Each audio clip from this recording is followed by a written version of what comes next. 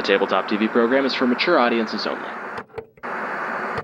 The, quote, world's most popular role-playing game will often see you playing the role of a brave hero battling a great red dragon to defend humanity or some shit. And sure, that sounds like a blast, but you know what sounds cooler? You're playing a debt-ridden, slightly out-of-shape scientist named Paul who's battling an oncoming panic attack.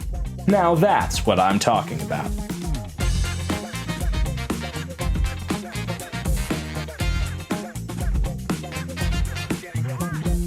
Welcome to As Seen on TV, the show that explains the show before it starts, where I explain a little bit about what's happening behind the screens of our players. Today, we're going to talk about Mothership, the sci-fi horror TTRPG that's coming up next on Tabletop TV.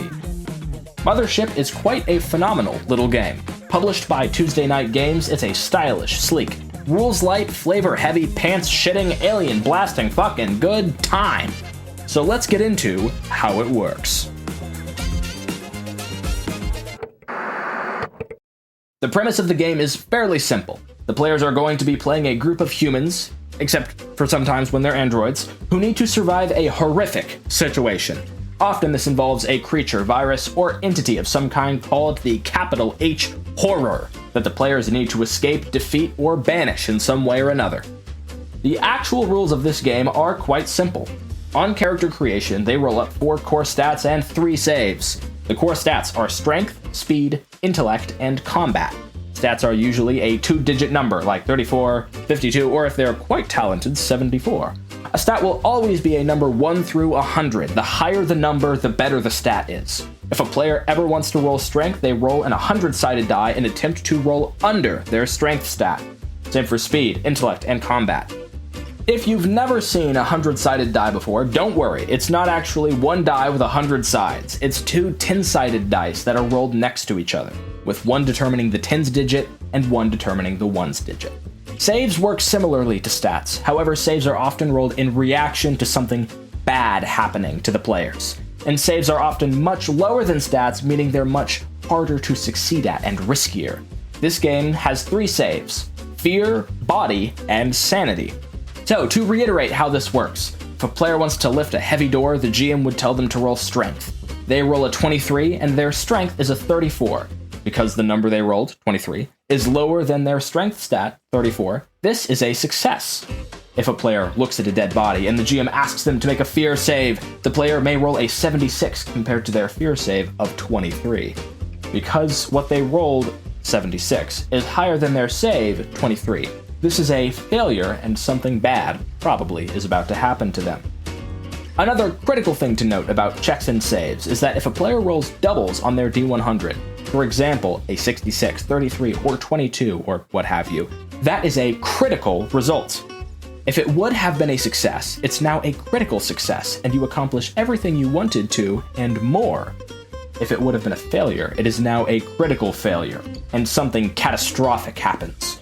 For example, if your strength is 40 and you roll a 22 to punch a random guy, that's under your stat, and also doubles, so it's a critical success. This means that you punch a random guy, and instead of getting arrested, everybody claps because it turns out he was a serial killer, and you're now the town hero. Player characters will also have certain skills that they get to decide at character creation that can make rolls a little bit easier by making the number you have to roll under higher.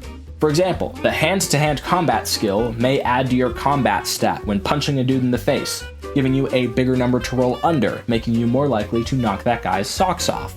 These skills are partially determined by the class a player decides to pick. There are 4 classes in Mothership: Marine, Scientist, Android, and Teamster. What each of those classes are good at is probably self-explanatory, except for Teamster. Teamsters are the blue-collar, rough-and-tumble crew members who can be good at what you want them to be good at, whether it's piloting, engineering, mining, or mechanics. I pulled that part basically straight out of the book because I couldn't think of a better way to put it. The class you pick gives you a couple skills, determines some of the gear you're going to start with. For example, Marines usually start with guns, Scientists usually start with weird lab equipment. And also, your class's trauma response plays a factor. Trauma response is basically a unique situational debuff that can sometimes affect your crew. When the Marine with the big gun starts freaking out, everybody else around them starts freaking out because, oh my god, the guy with the gun is freaking out. When the android is around, it can be somewhat unnerving for people, as they're a little bit uncanny valley in Mothership. And when the scientists start to lose their sanity, it's freaky for the crew. Teamsters are unique in that their trauma response is actually helpful, allowing them to take advantage on a panic check once a session. Advantage is code for rolling twice and taking the higher die. And what a panic check is something we'll dive into a little later. Those are all the basic mechanics. If you understand that, you'll understand a lot of the basic moment-to-moment stuff coming up in the next episode. But what happens when things go really bad? Well, because Mothership is a horror game, this is where some of its best mechanics kick in.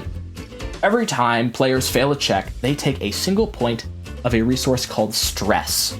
Now, stress can rack up pretty quickly if you keep failing rolls, and this isn't good at all because of the next mechanic we're going to talk about. Panic checks. The GM may make a player roll a panic check after failing a save, or beholding something especially frightening.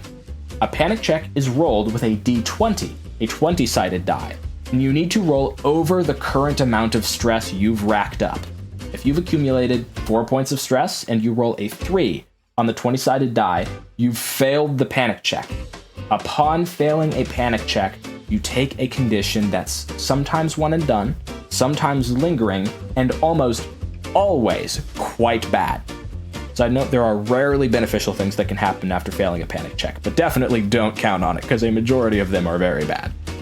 But psychological damage is so last year. Who doesn't have a little bit of that in this day and age? What about physical harm?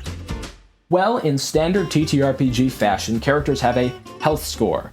Creatures and other various hazards can deal damage to a character, reducing their health by an amount rolled on a damage die. When a character's health hits 0, they take a wound. Most characters can take 2 wounds before dying. When a character takes a wound, the GM rolls on a table of nasty things that could happen to the character, such as severing a limb, having a horribly bleeding wound, or getting a really bad concussion. When the player's character takes their maximum wounds, they roll a death save. The death save is rolled using a single 10-sided die. On a roll of 0, the character is merely unconscious and will wake up in a couple of rounds. 1 through 2, they are soon to die in a few rounds unless something is done. On a roll of 3 to 4, they are completely comatose, and waking them up can only be done through extraordinary measures. And on a 5 through 9, on the 10-sided die, the character is simply just dead. Sounds simple, but here's what makes this rule incredible. The GM rolls this save for the player under a cup, and immediately covers the roll with said cup, not viewing the result of the death save. As the dying PC's life hangs in the balance, no players around the table actually know the result of this roll until another player character checks the body for signs of life. Then the GM may lift the cup and announce to the table if they've still got a pulse. It's cool as hell. And that's mostly it. Let me be clear, you do not need to memorize all of this to enjoy the arc that's coming up next on Tabletop TV.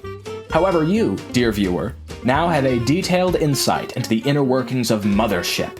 You're a cut above the rest, your intellect stat has gone up by 20, and no roll or mechanic will escape your watchful eye during these following episodes. Episode 1 of our Mothership arc should be up at the time of this tutorial's release on the podcast, so you can jump right into that right now if you so please. Thank you for tuning in to As Seen on TV, and if you have autoplay on, coming up next is episode 1 of our Mothership arc, Ode to Ede. I hope you enjoy the show.